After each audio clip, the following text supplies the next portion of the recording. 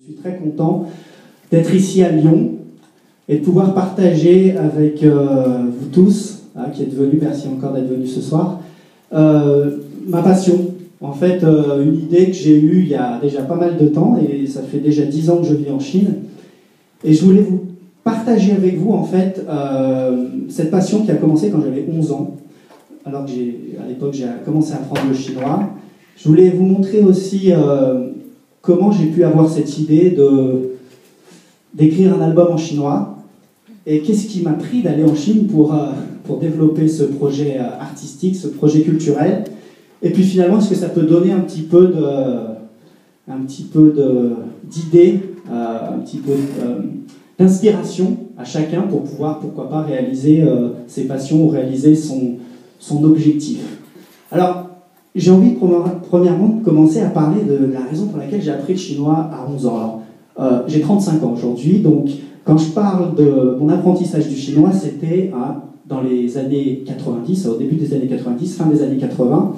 Et je peux vous dire qu'à l'époque, apprendre le chinois, c'était quelque chose de très particulier. C'est-à-dire que le jour où j'ai dit « je vais faire chinois en première langue », autour de moi, on ne comprenait pas trop. On disait « le chinois, mais c'est une langue rare. Ça sert à quoi? Il vaut mieux apprendre l'anglais, il vaut mieux apprendre l'allemand, l'espagnol, mais le chinois, bon, on ne sait pas trop à quoi ça sert. » Alors, je me suis un petit peu heurté à ce... Je ne vais pas parler de mépris, mais je vais parler un petit peu... On me disait, il est un peu bizarre, ce petit bonhomme, d'apprendre le chinois. En plus de ça, lorsqu'on allait en cours de chinois, c'était quand même très particulier, parce que nous, on devait apprendre le ton. Alors, je ne sais pas si beaucoup de Français ici apprennent le chinois.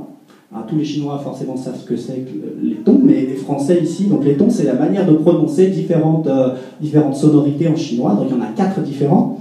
Et donc, quand on allait en cours de chinois, c'était vraiment différent que les cours d'anglais ou les cours d'espagnol ou d'italien. C'était vraiment particulier. Ma. Ça donnait ce genre. Et puis, on était une trentaine d'élèves. C'était assez rigolo. En plus de ça, il fallait apprendre l'écriture. Les idéogrammes. Et pour beaucoup de Français à l'époque, y compris mes parents, y compris mes amis, c'était juste du dessin. Donc, ça ne faisait pas très sérieux d'apprendre le chinois.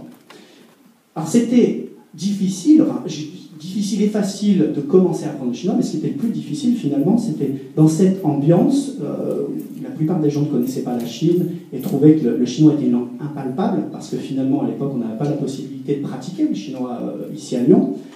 La plus grosse difficulté, c'était de continuer à apprendre le chinois, c'est-à-dire de persévérer, même si on n'avait pas l'occasion de parler, au début des années 90, à Lyon, quand on a 13 ans, 14 ans, 15 ans, 16 ans, 17 ans, jusqu'au bac, j'ai fait du chinois, j'ai pas eu l'occasion de parler le chinois, donc c'était vraiment une langue impalpable, quelque chose, et finalement, est-ce que ça existe cette langue?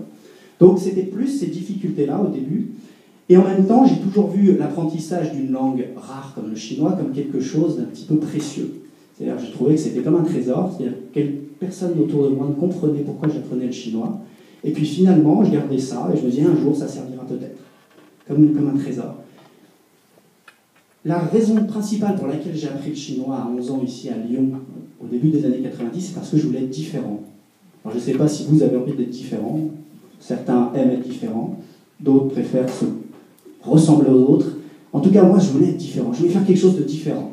Alors, je me suis dit, le chinois, ça me semble différent. Et effectivement, tout le monde réagissait comme quoi, effectivement, c'était quelque chose de différent. Voilà les raisons, quelques raisons assez simples, finalement, pour lesquelles on peut apprendre une langue comme le chinois en première langue.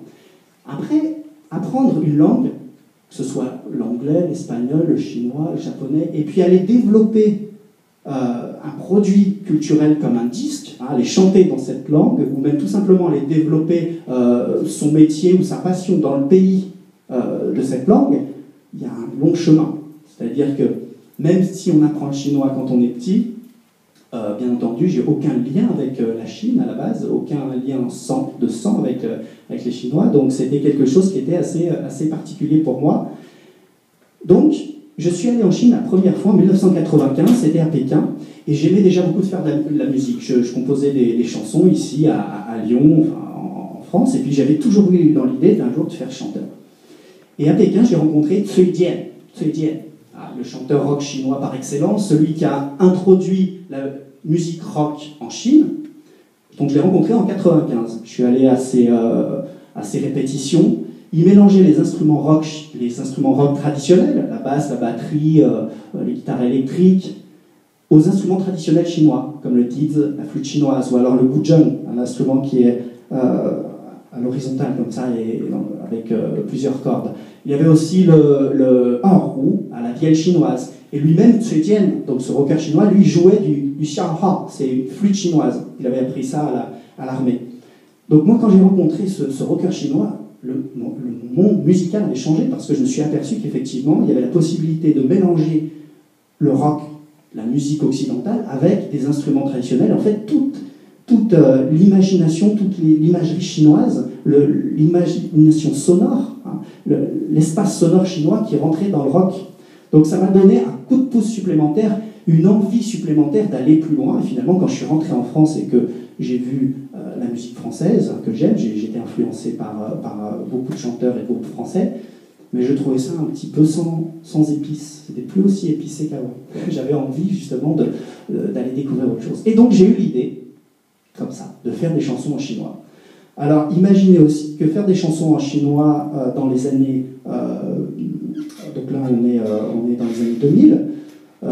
Je reviens de Chine, hein, je suis allé passer 1 an en Chine, et je reviens de Chine, après 1 an passé à l'université de Shanghai, et je décide de faire des chansons en chinois. Je me dis, tiens, il y a peut-être une possibilité de voir est-ce que ça va plaire en Chine, est-ce qu'il y aura quelque chose d'intéressant à faire.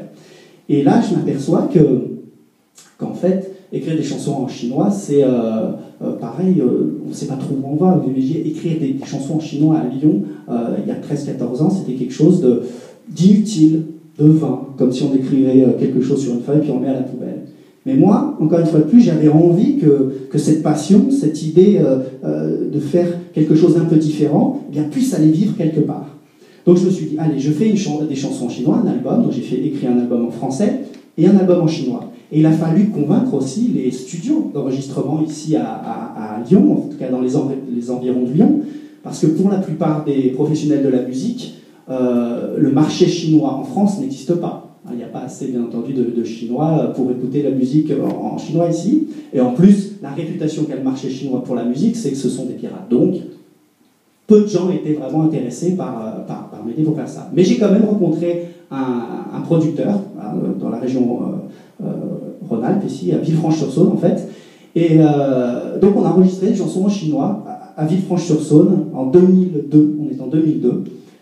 Et finalement, mon ingénieur du son, lui, il ne comprenait rien, il est d'origine italienne, il disait pourquoi tu chantes en chinois, à quoi ça va servir? En plus, à l'époque, j'avais pas de professionnel, de musicien professionnel chinois qui pouvait me dire si ma prononciation du chinois était assez correcte, parce que c'est quand même un investissement d'énergie, en temps, aussi en argent. Donc, enregistrer un album en chinois sans savoir où on va, pour beaucoup de gens ici, c'était quelque chose d'un petit peu bizarre et qui n'avait pas vraiment de valeur. Donc, il a fallu enregistrer, il a fallu créer ces chansons, et en même temps, je ne savais pas si vraiment ça allait donner quelque chose.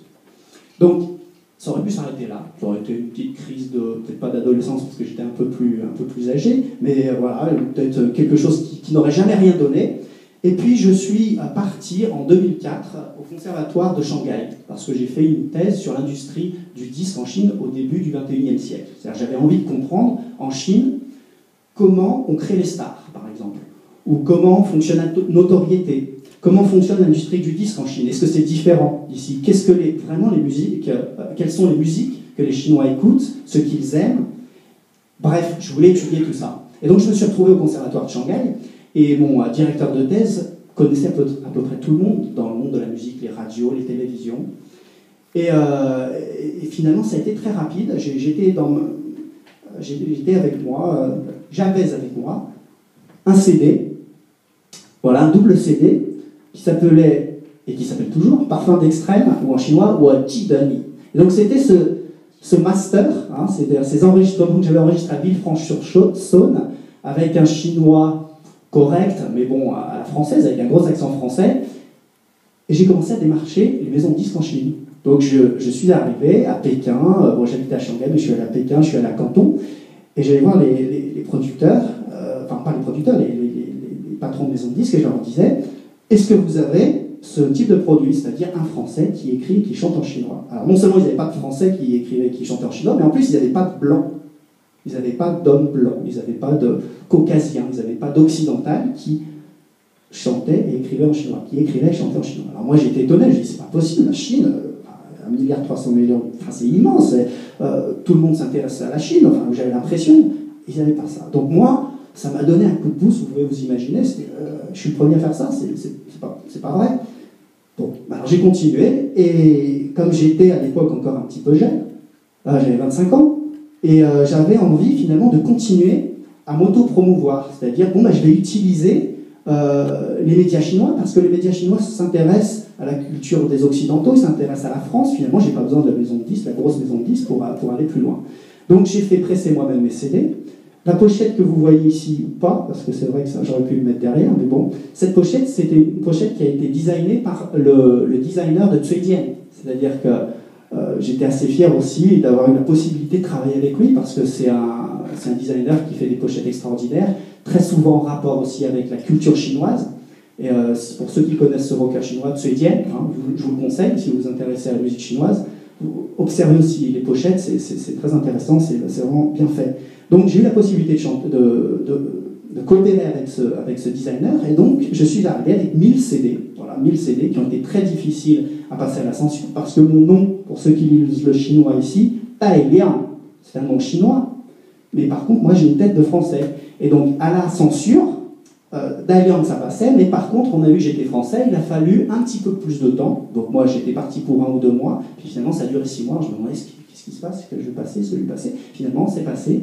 Et il n'y a pas eu de problème parce que j'ai des textes qui sont, on va dire, qui aiment la Chine.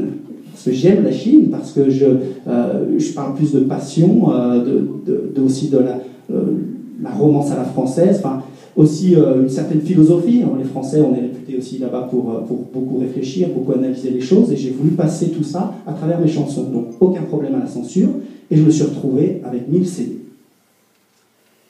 Par la suite, comme j'aime bien voyager, je suppose que beaucoup aussi ici aiment voyager, j'ai eu envie d'aller démarcher les disquaires en Chine. C'est-à-dire que je suis arrivé chez les disquaires chinois, alors à Shanghai, à Hefei, dans le Anhui, à Suzhou, à Hangzhou, à Nanjing, avec mon CD, et je rencontrais mes futurs amis chinois, les directeurs de ces disquaires, et je leur disais, bon ben voilà, j'ai ce CD, j'ai envie qu'il soit distribué, pour moi c'est un prétexte à rencontre, c'est un prétexte pour être avec vous, pour découvrir votre culture. J'aimerais bien que vous découvriez la mienne, ou en tout cas que vous découvriez mes chansons.